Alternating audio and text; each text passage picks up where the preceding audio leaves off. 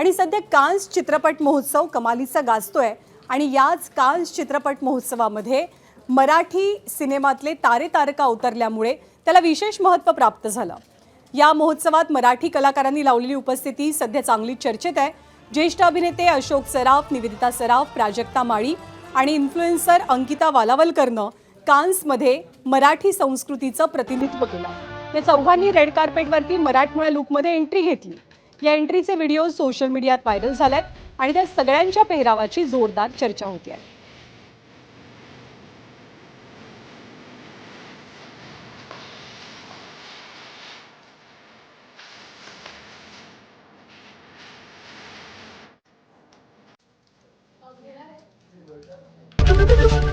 ABP माझा, उघडा डोळे बघा नीट।